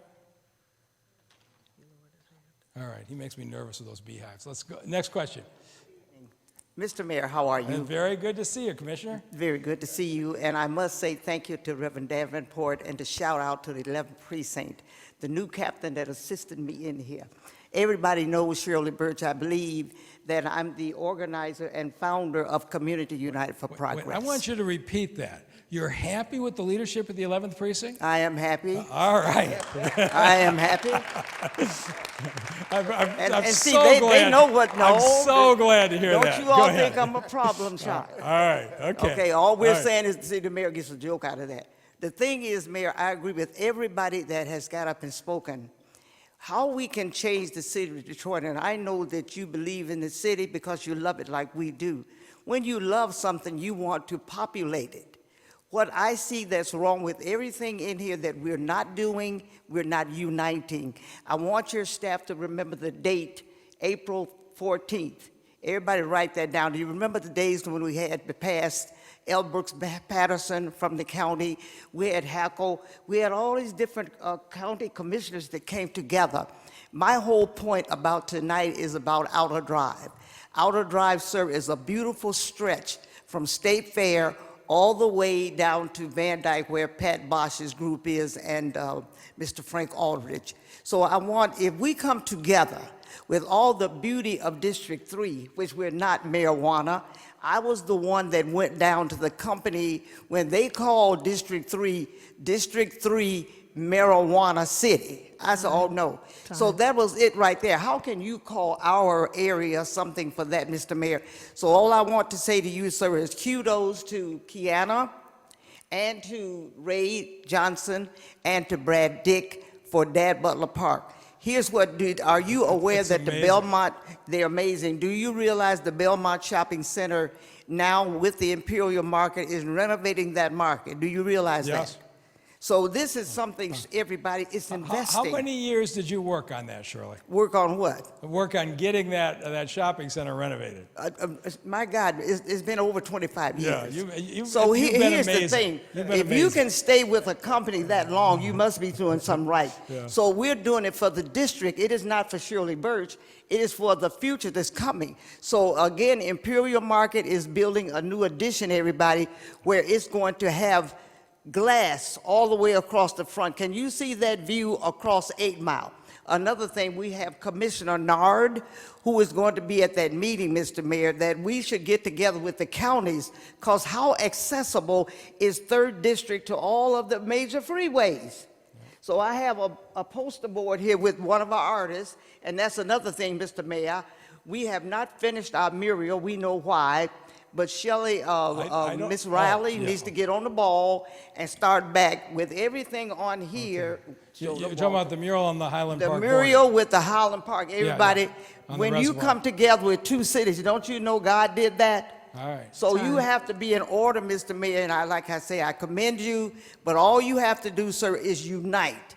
And the sports team, and shout out to Stanford. That's the only way we gonna get everybody give him a shout out. He won that Super Bowl, but he came from us, 12 years. And I thank you for allowing me to speak. Thank you. Thank you, Captain. Thank you for all you've done. And of course, we have the Matthew Stafford football field in District 3 at Lipke Center. Okay, who's on the internet? Zenaida Flores, you can unmute yourself. Hello, everyone. I'm Zenaida Flores, and I'm the VP with a nonprofit, Rescue My Nature Now, and we're located right on Derby, which is by John Arden State Fair. And I want to say thank you very much to Kiana Sessoms. She's always been wonderful with our organization and supporting us any way that we needed her. So I would say, Mr. Mayor, if you're looking to give somebody a raise, give Kiana Sessoms a raise. All right. and also, thank you very much to Corey Beatty and his team for the alley cleanup. They did an awesome job over here as well. And we like to say that because of that, we plan on activating our alleys over here to educate residents on what's naturally growing in these spaces. And we also echo the voices of everyone else that mentioned the bike lanes on John R. to create a safer corridor for people to ride their bikes. That's really it. And we also have a Flower Power fundraiser that our youth leaders are participating in. So if anyone is looking to purchase flowers for their beautification treatments, we could definitely share the link as well for that. Yeah, I think Corey may be the most popular guy in Detroit. How many alleys has he cleaned now? Yeah, upwards of 300. We're going to get to all of them, but it's been a remarkable partnership. Welcome, sir. Good evening, Mayor. Good evening. And everyone in this beautiful church. It's an honor to be here among you all and to see you again, Mayor. I'm Imam Arif, who's president of Commonwealth Alliance Clergy Interfaith Organization, and I thank you, Mayor, on behalf of our governing team for your doing great job for Detroit. As well, I'm thankful to Kiana Sessoms, and can't forget Aaron and Ernie Johnson. Thank them for their support that I bought vacant lots around my house and make community garden for 5-6 years in the past. I appreciate Kayana for her support, as well as Councilman Benson, that they were working there with us. And as I see tonight, there is no complaint on safety in District 3, so doesn't surprise me. And you know why not? Because they're doing a great job. I really commend our Captain Johnson and entire police department team at the 11th Precinct Department, so that really we are, as you see, we are safe because no complaints. And Mayor, I have some little token from our organization for you to present you. Well, thank you. I think you're the first person I've ever had one of these that had no complaints at all. But I see Pat Bosch in line, so she'll make up for it. This is Interfaith Service Award from Commonwealth Alliance Clergy Interfaith Organization and Ministry and Spirituality Center for Humanity Interfaith Service Award. The Commonwealth Alliance Clergy Interfaith Organization appreciate Mike Duggan, Mayor of Detroit, for your dedicated service to the Detroit and the Southeastern Michigan communities, its institutions and organizations. This award has been issued by the Executive Board of Commonwealth Alliance on the 24th day of November 2021, City of Detroit, County of Wayne, State of Michigan, signed by my name, Imam Marcus. Thank you. This is our 11th, Thank you. 11th anniversary of our organization that Thank day. you. But I really appreciate your support and being with us on World Summit last year in May on Zoom. I appreciate you for your hard work. Thank you for all you're doing in the community. You're terrific. Okay, that's an unusual experience at one of these. Who's on the internet? Yeah, I can't take any more awards. You want to give Kayana an award? Okay, you can go ahead and give it to her. We're going to get on to the next call. But I want to know, why do I get a certificate suitable for framing and Kayana gets that beautiful plaque? Looks like she worked more. All right, it's well deserved. That's great. Okay, well, Kayana has set a new standard for the district managers. Kim, you never got one of these awards. Right? All right, who's on the internet? Joanne Williams. Joanne Williams, you can unmute yourself.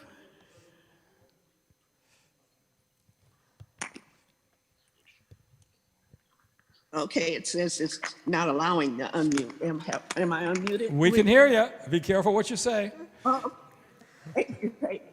Okay, I'm a resident of District 3, and I do really want to thank Kayana. She's helped me quite a bit, and so about Corey Beatty for the cleaning of the alley. They're doing that now, and it's looking a whole lot better than it was. But I have a question about the water. I had them do an assessment on my house for the water. They asked, the water department asked, could they do one? And I said, oh, sure, fine. Then they told me I had lead, that I have to be responsible for digging from the street to my home to replace. And I said, well, okay, I gotta replace it. So I went to see about getting assistance to pay for the replacement of the pipe. And I was told, well, you're not late on your water bill, you're not behind, so we can't help you. So how do people that have tried to keep their taxes up and tried to do the right thing get any assistance? So you are asking exactly the right question. So for people in the city, I think most people know that the lead line that runs from the water main in the street to your house under your property that line is your property and your responsibility. With the last round of help from President Biden and the American Rescue Plan, we now have a program we are rolling out for individuals who do test high, which means there's something wrong with that pipe under your particular lawn. It's a very small percentage of houses in Detroit, and we are about 2 weeks away from announcing a plan, but we're going to put you on the list. Gary, how much would you like to talk about today? And we're going to get this individual's address and see if we can't move on this. And we're ultimately going to replace all the lead line pipes in the city, but we're prioritizing people who have had an elevated lead level. Thanks for the opportunity, Mr. Mayor. We do have a contract that we're negotiating right now It's an $11 million contract, and it sounds like she's going to rise to the top of the list. If you are living in a home, it has a lead service line, you've received an abnormally high test, or you're a senior, or you have kids in the home, you're going to go to the top of the list, and we will prioritize her accordingly as soon so if we can get her address offline. We'll make sure that she gets into the queue as soon as we have this contract in place, and I suspect that's going to be within 30 days. Yeah, so we will get to you, we'll take your address, we will get to you sometime this spring. We'll put you at the beginning of the rollout, and in the meantime, I hope you have filtered your water. I hope they told you to do that. Ms. Williams? Yes, thank you. Okay. All right. Thank you. Ms. Williams, please accept your invitation to the breakout room. All right, I lost track. Whose turn is it? Go ahead. How could I forget the awards, the imam? Go ahead, your turn. How you doing? My name is Gary Alexander. I'm a lifelong resident of Detroit. Lived here all but maybe 4 or 5 years, and I went down south to go to an HBCU. It's Black History Month. We get a clap on that. I am been fortunate enough to establish 3 companies with the help of my business partner in the city of Detroit. One is dealing with residential, single-family residential real estate. We investors. Another is like a company that does contract work with one of the ring cities. And I'm soon to launch, it's established, but I'm soon to launch an internet company. And it's all my companies are based in Detroit. All my businesses dealing primarily with Detroit. Now, this is a really good meeting because I see all of the services that the city of Detroit is offering, but that's coming from government.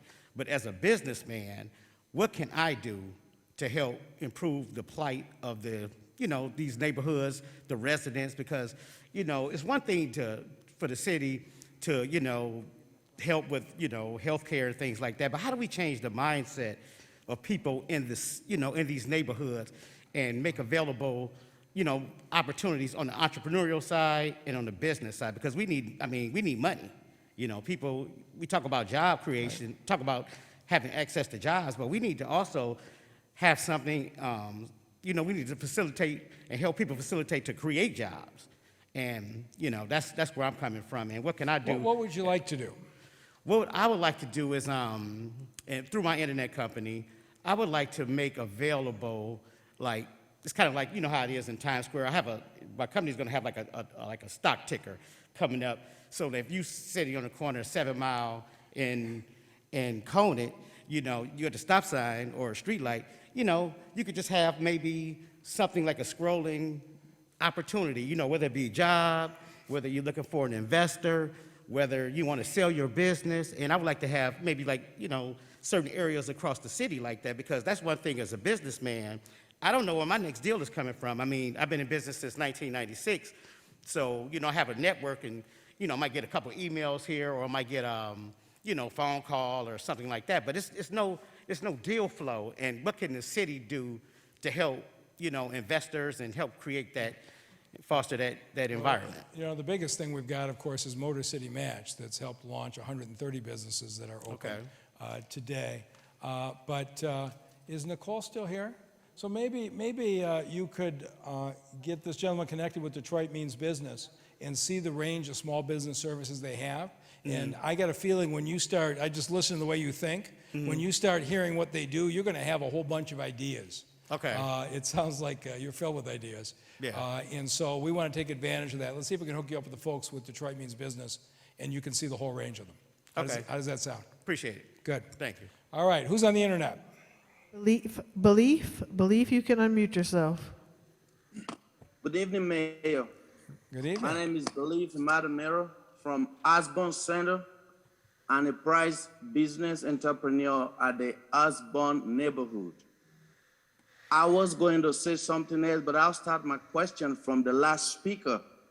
They are not aware we got business associations within the district. I'm a proud member and a proud founding member of the Osborne Business Association.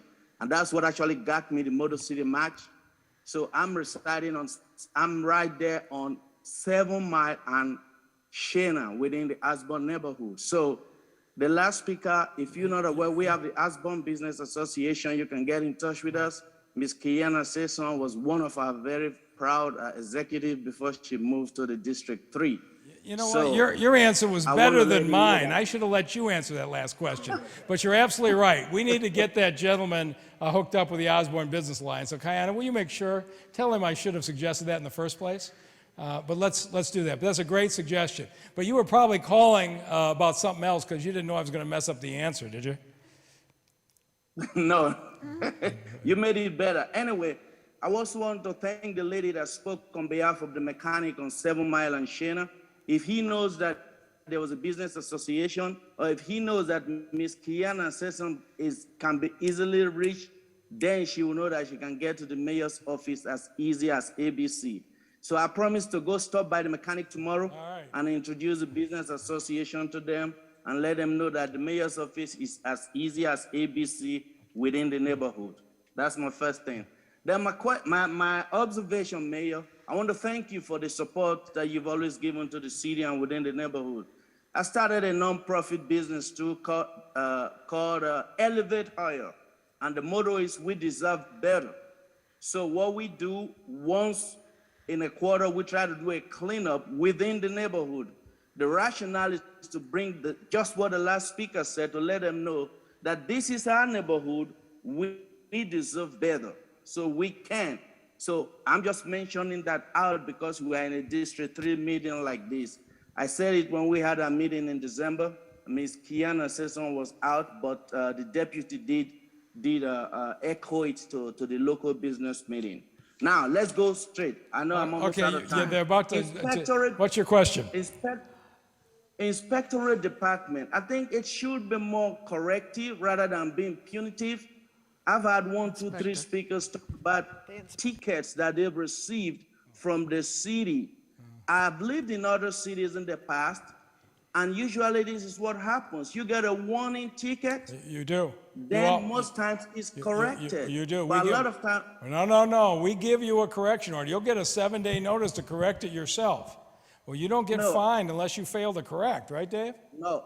If you ask those people that receive those tickets from the burning property and stuff, they just get a ticket right away. The reason why most places they have a warning, because most times the ticket might not even be addressing the situation. So it's just a suggestion to BC, you know. They should come up with more corrective rather than just punitive. I know. All right, we've got to move on, but I wish every business association had somebody as motivated as you. So thank you for what you're doing. And we're going to have Dave follow up with you because it's normally standard practice for a corrective order for a week to fix something before you get fined. If there's a category there's not, we'll take a look at that. Yes, go ahead. Hi, Karen Washington representing District 3, and also thanking you today, Mayor, for introducing us to Say Play Detroit and all the wonderful accolades we're getting with Matthew Stafford and his wife just jumping on in and helping us in that endeavor, and more to come, and you should know that. It worked out well, didn't it? Yeah, it was a great partnership. What I want to talk today about is the Emmanuel nonprofit that I run, which is on the John R. corridor. I've been there for over 30 years. We've done some development there, built a park, built some new houses on Nevada, but we really want to put a plan together for John R. There is a business association, and they meet on a monthly basis, but we need some support. John R. from where to where? John R. from 6 Mile to 8 Mile. Okay. We've been there Interesting. since, I've been there since 1985. Okay. As the executive director since 1990. We're looking for the next candidates for our commercial corridor development. There's been a lot of advocacy for John R. tonight, which I hadn't really thought about. I'm going to go drive it tomorrow, but we're going to put you on the radar screen. And Antoine Bryant, our planning director, is here. Antoine, why don't you talk a little bit about what we're doing right now as we're evaluating new corridors across the city to look at. Thank you. Okay. Thank you, Mr. Mayor. We are looking at, we right now are highlighting 14 corridors all across the city, across our commercial corridors, of course, but we are, not only do we have a remediation program that's going to be taking down things to make those corridors better, cleaner, and neater, but we're also putting in standards so that our corridors will look as well or better than our adjoining cities. We're going to look at everything from signage to lighting to making the accessibility more available for all of our residents. So we're thanking you, and we'll get the information from you right after Antoine, this. if you would, I think what Ms. Washington is interested in is John R. be treated like Dexter and some of the other corridors that we're planning right now. But if you would go take a ride with her down John R. and evaluate it, Sure. I know we've been looking at Whittier. We're looking at a number of corridors that 5 years ago nobody would have thought of. And I love the idea that you suggested John R. I want to take a close look at it. All right, I'll meet her in the back. Okay, thank you. All right, somebody on the internet. The Reeds, you can unmute yourself. Thank you for taking my call. I had two things. One, the tickets that were given out, we were not given a warning. I got one. What was the ticket for? I did not. It said blight. But what? And I So guess tell it was me, our trash cans were out. you left your Our Corville out? trash cans were left out in the front yard. Okay. So our policy is to put a sticker on it the first time, and the second time fine you $50. Are you saying you didn't get the No. warning sticker? No, and several people on my block got a $100 ticket, and for the same thing. Okay. So No warning, no nothing. I did talk with Ms. Sessom. Okay. Kayana, what's the story on this? Come on up here. Can you hear me? Yes. Yes. So we met a week ago, and we kind of went over your case as it related to the citation. You received a citation by DPD, Mr. I don't want to say his name, MPO officer, in which they, like I shared with you, they can ticket. They have a different ticketing process than BC'd, and so that was what had happened. The Coralville containers. So they were called out because Coralville containers were reported. Correct. And so that's what we discussed when I met with you. Correct? Yes. Okay. So here's what I'd like, Chuck, and maybe you can take this back. So normally what happens is neighbors complain. We don't go around looking for Corville tickets. We get neighbors who complain that somebody is putting them out too early, leaving them out too long. Normally, we send DPW out and they put the sticker on and give you a warning, and that almost always takes care of it. But Chuck, would you see at DPD if we could defer these to DPW? Because it sounds like the tickets the Detroit police write don't allow for a corrective period, unless there's something you know that I don't know about why we need DPD to enforce some of these Corvilles. No, I don't. We'll adopt the same policy for them in the interim, because you're absolutely right. We can give them a warning sticker, and they can wheel them in and get them out. All right, would you see if you can address these, and let's see if we can't convert this to a warning and not a fine? Absolutely. And in the meantime, if you'd encourage your neighbors not to leave the Corvilles out, that'd be great. Ms. So Reed. we're going to fix this. All right. Ms. Reed, please accept the invitation to the breakout room. All right. Pat, how are you tonight? Oh, I'm sorry. Did I go the wrong way? It's your turn. Sorry. Ladies first? Good evening, Mr. Mayor, members of the church, community, visitors, and police. As you know, the quality of a city includes the arts. I am master artist Walter Bailey. I've done a couple of mural projects in District 3 in Cranswood Park and in Farwell. But for the past 3 years, I've worked with Commissioner Shirley Birch on the Highland Park, Detroit resident, she's the boss, the Highland Park mural project, the Reservoir mural project. I've been there several times. Yes, absolutely. This is our third year. We shut down for a couple of years because of coronavirus. And we've finished quite a few of the murals there. There are 100 cubicles. We finished about 35, 40 murals over there. And we're looking to try to complete the whole project this summer. Whatever the fate of the reservoir doesn't deter the fact that we can beautify what's there right now with beautiful artwork. So with resources and with the volunteer artists that we're working with, we're going to try and finish it up this year. So any help that we can get from the city would definitely be appreciated. And my boss, Ms. Shirley Birch. She's my boss, too. Absolutely. Yeah. You can't say no to her. I know. Tell me Everybody about it. knows that. Yeah. You can't say no to her. So I just wanted to mention that let people know that the reservoir project is there, and there are some very Now, beautiful if murals you haven't there. been by it, they're making some progress and some beautiful historic depictions along there. It's great, Absolutely. great work. I'm on your side. Yeah, it's dealing with the history of Highland Park in Detroit from 1930 to 1960. All right. So we got some You good keep stuff. pushing it. Okay, who's on the internet? Moto G, you can unmute yourself.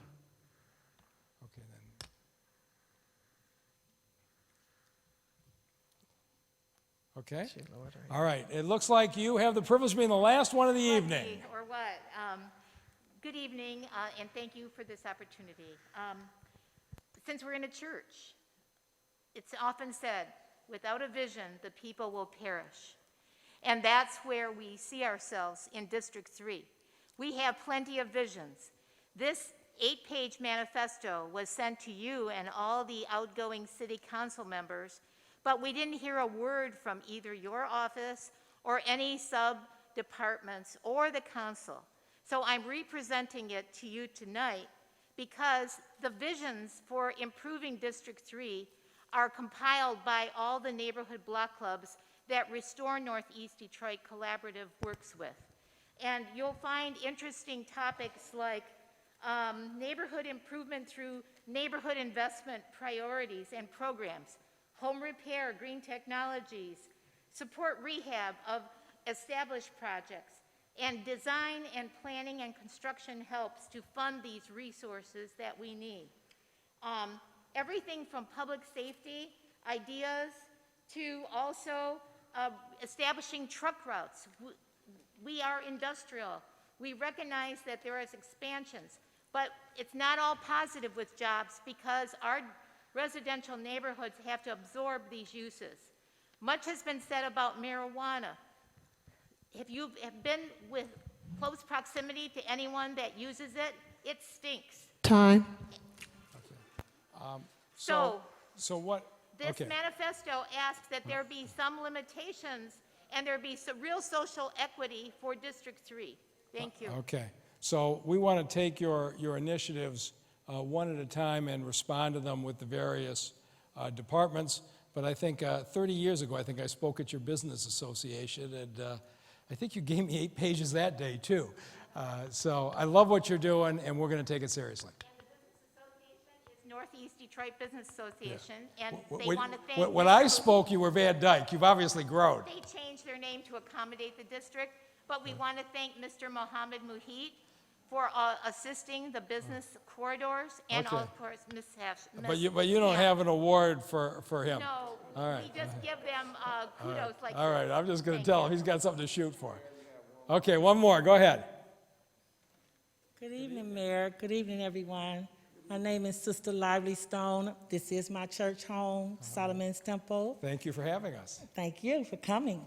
And when I heard that you was going to be here, it was my opportunity to share with you this jingle that the Lord gave me in regards to your name when Okay. you first ran for the office. Were you the one that got me elected?